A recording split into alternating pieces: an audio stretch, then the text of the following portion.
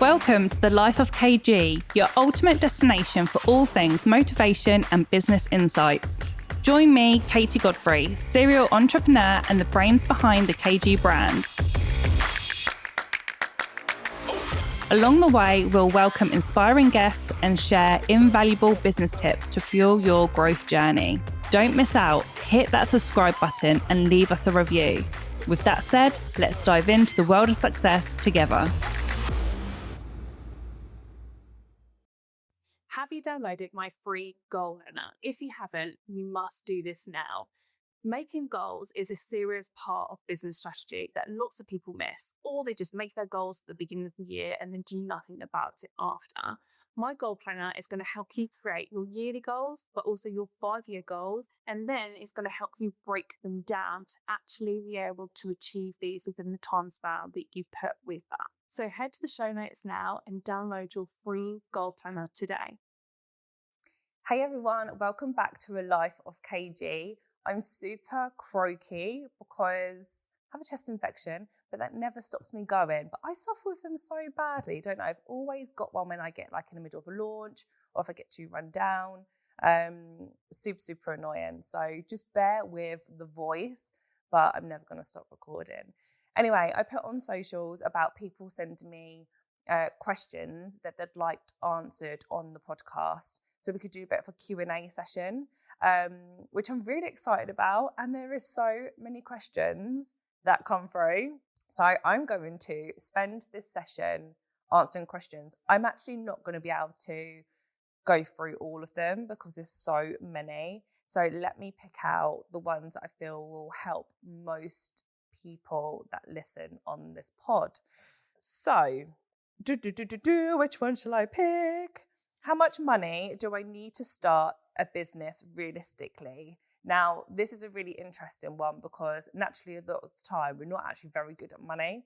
Or we think, oh, do you know what? If I have 20 grand, then I could just spend 20 grand doing up the business or 15 grand doing up the business and 5 grand cash flow.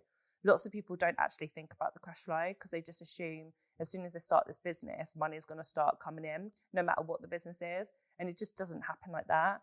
I always say when you start a business to have your budget in mind and times that by 3. I know that sounds really horrid, but that's definitely what I would recommend because things cost more than you think when you put it all together. Unexpected costs come up all of the time. And you just don't want to be in that position where you start a new business and then you're like, oh my God, I've got a cash flow problem already, because cash flow is what kills all businesses. So we just don't ever want to be in that position. If we could, in an ideal world, have, again, 3 months worth of cash flow in the bank too, that would be amazing. Not everyone can be in that position, and it's, that's a lot to ask for. But in an ideal world, that would be fabulous because then while you're getting started on the business, there's some cash in the bank and you don't have to worry. But even when it comes to when people are building 7-figure businesses, 8-figure businesses, the biggest thing that kills businesses is always the cash flow, no matter how big they grow. So it's definitely worth just trying to have some backup plan if possible. The next question, I love this. Should I go all in or still do my 9 to 5? Oh my God. I think that's not the best question to ask me actually, because I'm an all or nothing girl. I'm going to go all in. I mean, when I started my business, I literally had no backup whatsoever. I took out all the loans to do the business up, went all in. And I actually would recommend not doing how I done it. But I think if you're thinking, oh, shall I set up a side thing and do my 9 to 5 on the side? Now, that does work for a lot of people. They don't like the risk. But also, if you have the risk, you will push harder. If you know that you've got the safety net of a 9 to 5, why would you push so hard in the business? So then it takes a lot longer to get it where you want it to go or to be as successful, because you don't need it as such. Whereas if you're like, oh my God, I've gone all in, And now this is the only possible income I've got. I need to make it work. There's no other choice, which is the position that I was in. You're more than likely to make it work more. So I think go all in. What new mistakes do new business owners make? Now, there's a lot. I think one is obviously financials and not knowing numbers. So when people price their services, and this is with any business, by the way, hair, beauty, aesthetics, coaching, any type of business, people are just seeing what other people are charging and then sorting their prices out around that, rather than seeing like what their outgoings are, seeing actually what they want to make from this business. I'm always like, well, what do you want to make? Let's not worry about Sally down the road. What do you want to make? What do you feel happy with? What do you need to cover your bills at home and provide for your family? And charge your services around that. But the bottom line is you need to charge more than obviously what your overheads are, which people don't do, believe it or not. So that's one of the biggest mistakes. The second one is the fact that people try to market to everyone. They try and serve everyone. And I hate it when people go, you have to niche, but it is true. You need the audience to talk to. You need to know that exact person you're talking to. So you need to make sure you've got a niche in mind. If you try and talk to everyone, you will talk to no one. And unfortunately, that's the fact. I remember sitting with my coach at the time and I was like, I really just want to help all women in business. And this was years ago now. And she was like, that's really good, Kate. But if you're talking to all women, you literally aren't going to be able to do that. Like your messaging isn't going to relate to all women in business. So obviously that's when we've always kind of niched down to hair, beauty and aesthetics. Now, obviously I'm broadening out because I help many other businesses as well. But my messaging is that. But I'm helping restaurants. I've helped cake companies. I've helped swimming teachers. So I help many other businesses, but my niche online has to be hair, beauty, aesthetics. And we've recently brought in, obviously, training academies and coaches because naturally my clients are progressing that way. But, you know, if I come in and started off of all women in business, my business definitely wouldn't have scaled to how it's scaled today because I would have been talking to no one. What's the difference between turnover and profit? And why does it matter? Oh my God, right. This is huge. I've got so much to say on this subject. Turnover is obviously the amount of money that the business brings in as a whole, okay? So when people go, oh, we're a 6-figure business, we're a 7-figure business, or whatever size business they are, that's great. That's their turnover. That's not saying their profit. You could be a 6-figure business owner or a 7-figure business owner and not make any profit. What that means is there's nothing left after all of the business has paid all the outgoings. Okay. So there's some businesses out there that are higher in profit margins. For example, coaching is higher in profit margins, whereas salons is slightly lower in profit margins. So we need to really work at the fact of how to get our profit margins higher. We need to make sure that all of like the treatments are running at the right price so there is profit, which is what people don't think about. So it's all good and well people building these businesses with high turnover, and obviously we need that turnover, but we also need to make sure there's a profit. So then obviously you make sure you're getting paid, you can take dividends, you can invest that into something else, you can put it in a pension, you could go into property. Like there's lots that you can do with profit of a business. So I would definitely look into, if you're not already making a profit, why not? And how can you go on and do that? Do you need to look at your pricing? Do you need more clients? Do you need to bring more high ticket treatments in or services in? So there's lots to do about that, but it's not always about your turnover. I work with businesses that will have a much lower turnover, but a very high profit margin. So let me say, for example, there's businesses that I work with that will be taking £50,000 months, but their profit is like 3%.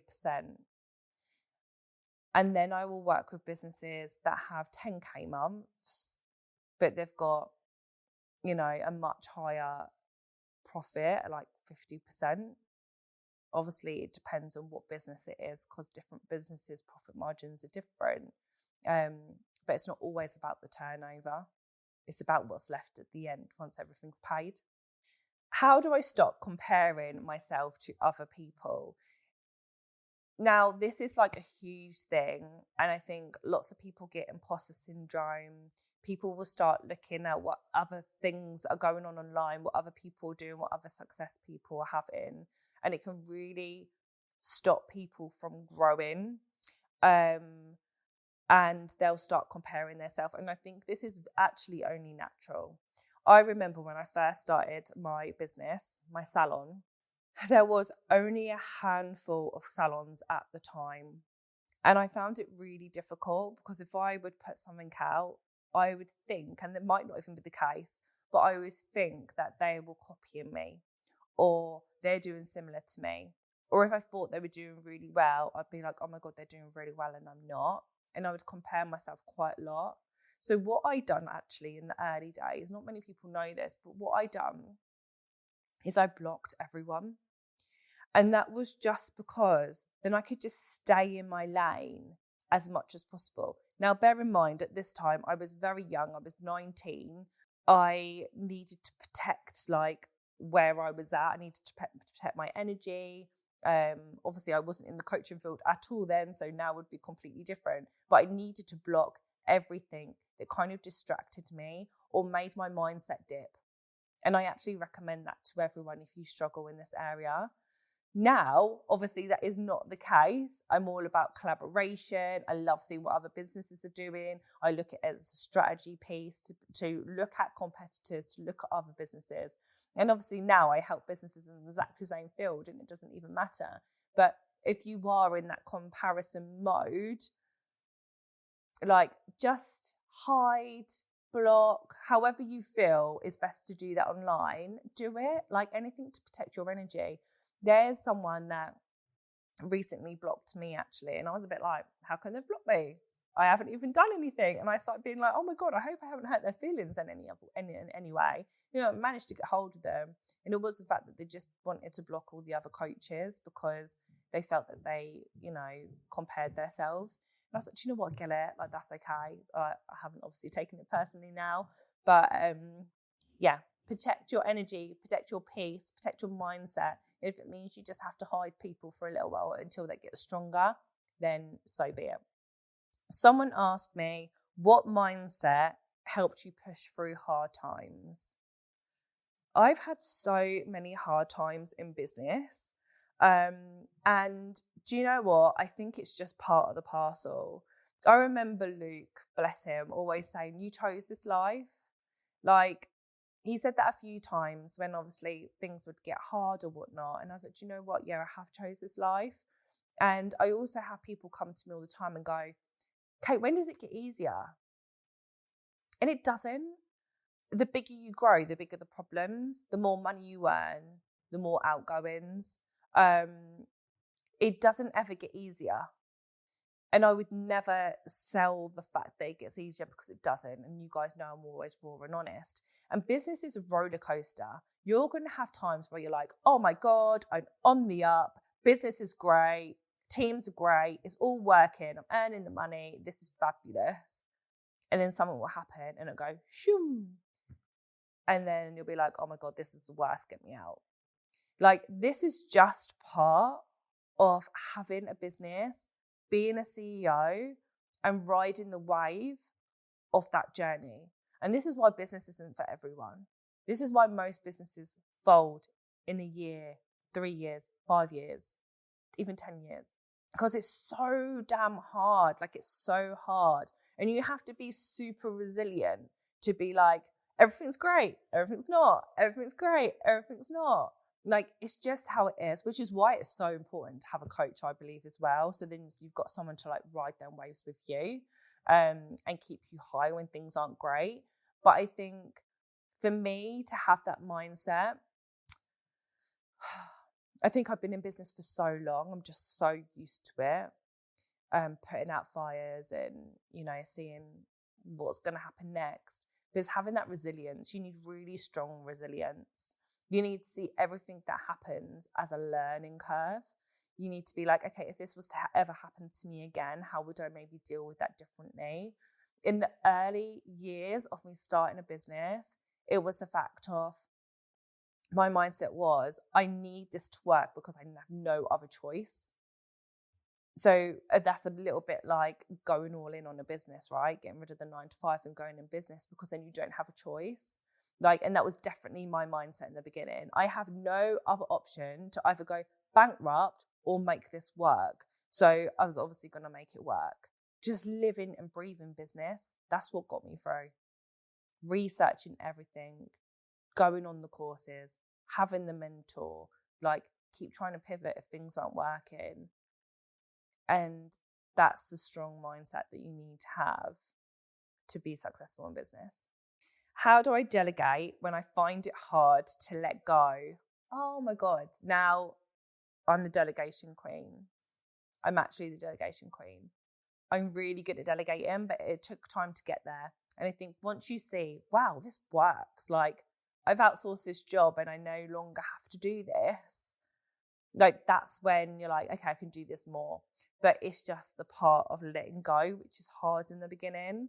So I would always start with, look at all the things that you do and what don't you like doing out of those things? What are you like, oh, I really hate doing this job, or I'm not good at this job? Delegate those things first. So then you haven't got this massive to-do list with loads of rubbish jobs that you don't like doing on it, or things that you know you're doing, but you maybe could definitely hire someone that's doing it better than you. Start with that first, and then you'll see this obviously works. I then have time to work on more things that I like doing or bring in money. And then you can, you'll feel confident enough to then delegate more. But definitely delegate small things first, and then you'll be able to delegate the bigger things. You also need to let other people grow. If you're taking everything on yourself, you're not giving then your team a chance to step into their light, give them a zone of genius, give them that progression to grow. So that's another reason why it's really, really important to delegate. And you'd be really surprised of the fact of how much your team actually want to help. So definitely start delegating. I'm so privileged to know the inside of so many businesses, hundreds, if not thousands. And the one thing that loads of people struggle with is numbers. We make so much money, but then it's gone by the end of the month. We don't know where it's gone. We don't know our outgoings. We don't know our incomings. We don't know our profit margins with the treatments, which is an absolute must if we are running a business. I have been working long and hard creating an app that is for you to make sure that you know your numbers inside out and become the CEO you really need to be. So make sure you check out the show notes below and find out more. What does it mean to actually be successful? Now, this is a really, really important question, because what success means is very different to everyone. What success means to me and what makes me happy is very different to what someone down the road feels success is. Some people think success is these big businesses, loads of money, huge teams. Someone else could be like, that is my worst nightmare. That is not success to me. Success to someone else might be working at home in, their home cabin, having zero stress and knowing that they can feed their family and they've got the income that they want. And they will have that income goal, and that's success to them. You need to know what success is to you, because then that's when comparison starts. And what is success? It's just what makes you happy as an individual. And that's really, really important to remember. For me, success is freedom. If I can be anywhere in the world, if I can work anywhere, and I have the finances to be able to do that, for me, that's success. Why do I need to keep pushing and pushing and pushing and building and building and building if I don't necessarily want that, or if I don't necessarily need that? There was times when I'm in business and I've been like, I need the next business. I need to now get to 80 grand months, 90 grand months. Like, why? I remember once saying to Luke that I'd hit a certain income goal. This wasn't that long ago. And I was like, just done the biggest launch I've ever done, which I'm truly blessed about and thank God every day. But I was like, okay, I've hit that goal now. I'm now going to go for this goal.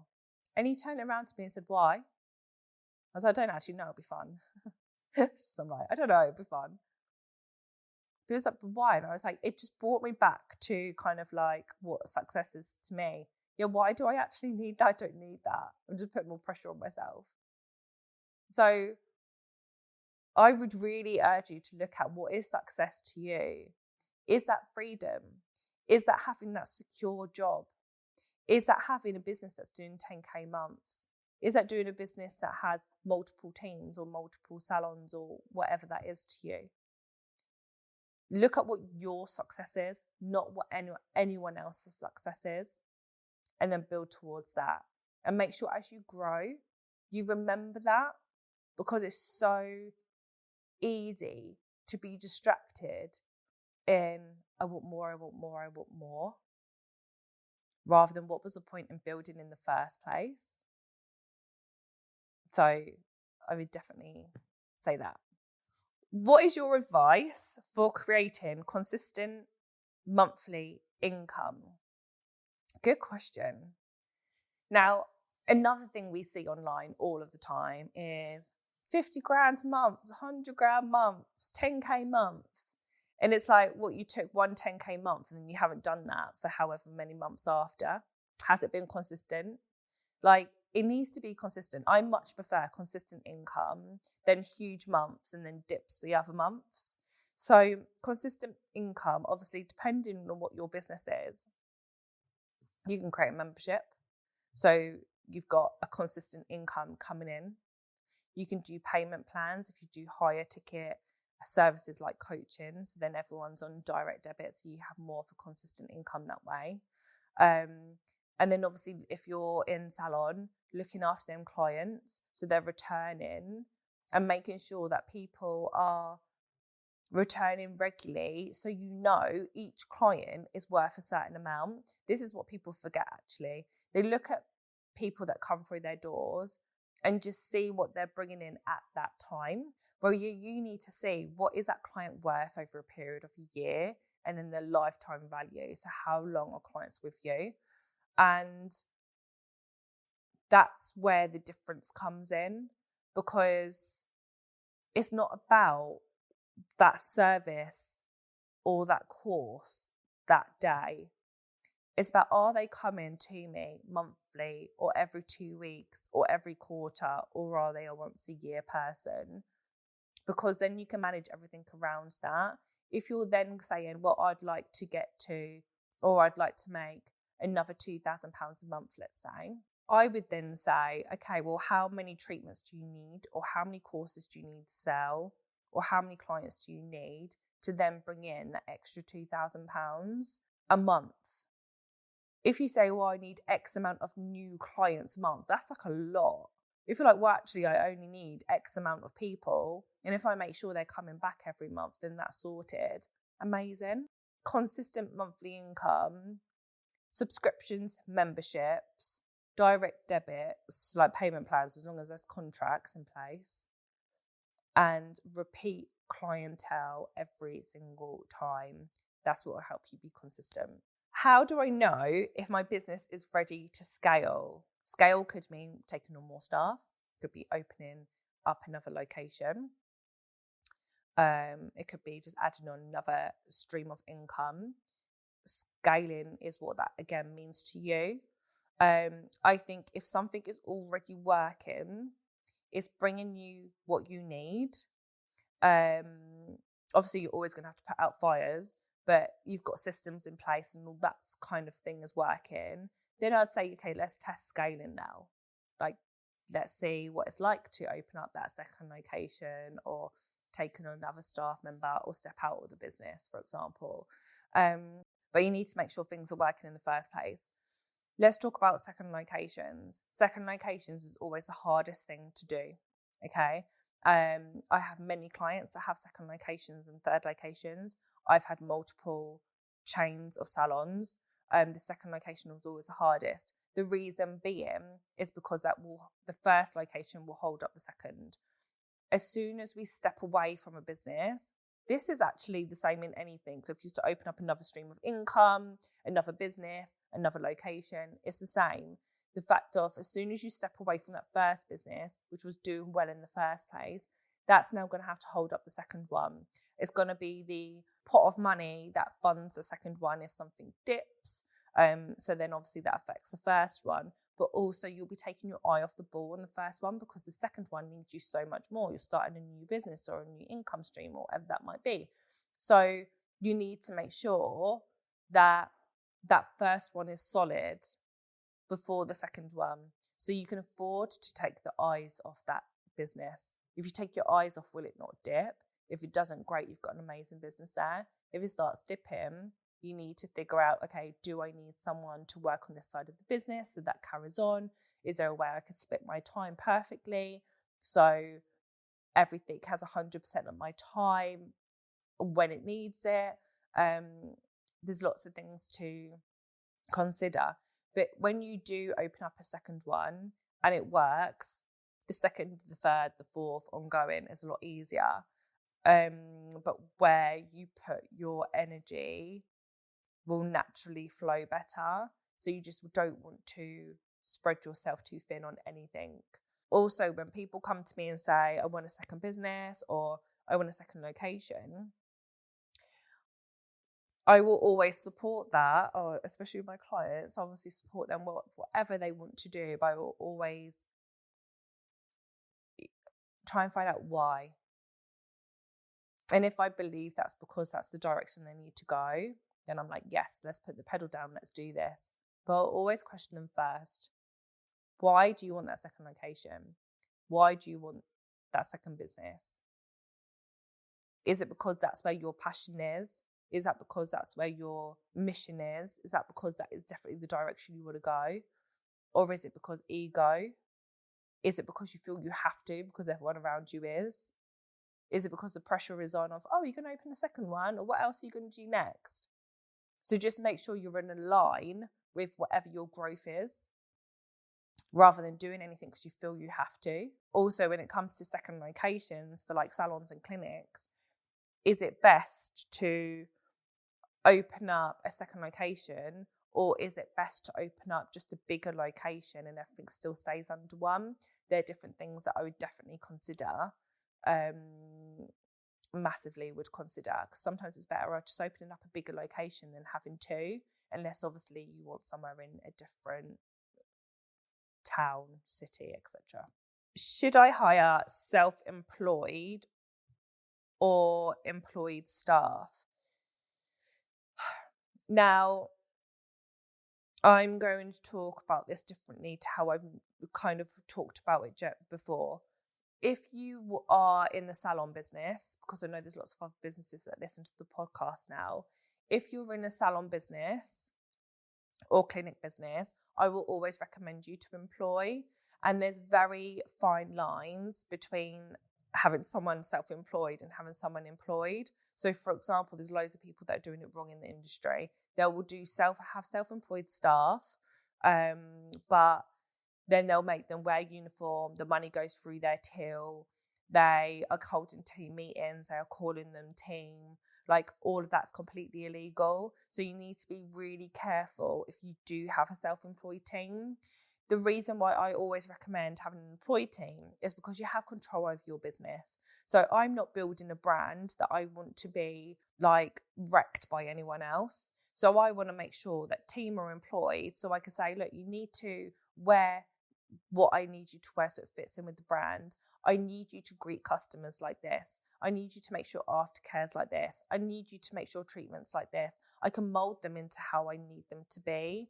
I also am going to make a lot more money doing it that way. So that's why I'd always recommend employment. Employment always seems scary because of the added costs that come with that. but ultimately you will make more money. You can build a brand. You can't build a brand with a self-employed team unless you're bringing in obviously a co-working space and you're renting out loads of different places within your space and it's branded like that. That's different. But if you're doing percentage splits, or rent rooms or anything like that, then it's a little bit different. You just need to make sure you're doing it right. So there's not a right or wrong. I talk about this loads in my book, by the way. So if you haven't got my book, shameless plug, Get Off the Tools, I talk a lot about it on there. But you just need to make sure if you are doing self-employment, you need to make sure you're doing it right. On the flip side to this, if you want to outsource stuff, maybe you want marketing team, maybe you want a sales team or whatever that might be, outsourcing and self-employed people are always a really good way to do this because you would hire people that are already good at them expertise, so then you don't have to train them and they can just crack on with whatever it is that you've hired them for. We have a big system of contractors that work for us as part of our team, but they're not employed. And then on the other hand of that, I have also a team that I do employ that help us with certain things, with marketing, etc. So there's no right or wrong with that. It just depends what you want to do. When I'm like, okay, if you want people inside the business, if you want to mold them a certain way, if you want them to only be with you and no one else, then employ. If you're not bothered and you just want to hire people for their speciality to work on the business for X amount of hours a week, then contractors and self-employed are good for that. So definitely just look into it before you do anything and weigh up the pros and cons. But in a physical salon or clinic, I would only personally ever employ unless I was building a co-working space. Okay, 2 more questions that I'm going to answer quickly. How do I stay motivated when business is slow? Now, business is seasonal for our industry a lot of the time, and I will see it all the time, and it obviously happens to me with my salons as well. We'll be like buzzing in summer, and then we'll have a low for winter, and we can get really down about it. We think, oh my God, business is failing. Oh my God, what am I going to do? Oh my God, I need to make people redundant. Oh my God, I'm going to close. We have to understand that this business is seasonal, but there is also ways to try and keep it as busy as we can all year round. That regular client base, that really looking after them, that making sure that they feel like this is a necessity for me and my lifestyle rather than I'm just having it for holidays. There's ways that you can do that for your business.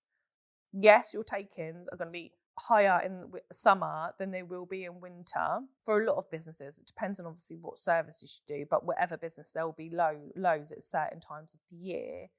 So it's about understanding that, being okay with that, and being like, but at least I've got still consistent income all the rest of the time of the year. But in the busy months, the seasonal months, I'm going to be like so much more better off and can like, put cash in savings. We can make sure that we're putting money aside so it's there if it does go quieter, rather than just blowing it. I see that all the time where people are having really good months and then they blow it, and I'm like, you wasn't really strategic about that. So you kind of know the average that you take over the year, so kind of like to split that up and just be clever with your busy months. So then when it comes to your quiet months, you're not freaking as much. So I would definitely recommend that. But if you're building a strong enough brand, the dips won't be as much. And that will be so much better. And that's when your like panic mode will start to go. And then the last one, actually to add to that, when you are quieter, instead of thinking, oh gosh, like I'm panicking, you can think, do you know what? I'm going to do the things that I never get time to do. Or I'm going to work on the business. I'm going to work on the marketing. I'm going to ramp it up so much. So then like next month, we're going to have the best month. So sometimes it's not about going into panic mode. It's about doing all the things that you don't normally have time for. It's about doing that client reach out. It's about making that client experience even better. Like, there's so much you can do in quiet times. So actually see it as an opportunity rather than a negative.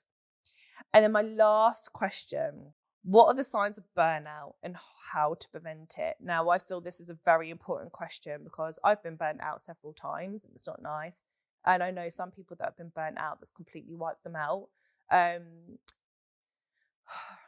The thing is, it's really hard to get that balance. I'm not going to lie. Especially when you're starting a business, you need to go all in. You'll be working all the hours. If you're like me, you won't want to sleep and work through the night, like building stuff. But I feel that when you feel that your health, I mean, funny because I'm poorly, but it's not because I'm burnt out. If you feel that your health is deteriorating, if you feel that you're low mood, if you feel that you're not enjoying things anymore, and you're just in that real negative mindset and you're getting really poorly, you're becoming burnt out. If you're, there's just so many ways of seeing the signs of burnout. And I think you'll just know if you are looking after yourself. So I just think, don't burn yourself out, because no one really needs to wear the burnout badge. No, you don't need to justify yourself for working so hard. So I think, yes, you do have to work really bloody hard to make business succeed, but you also need to make sure that you're taking time and rest for you, because if you are burnt out, you can't help anyone else.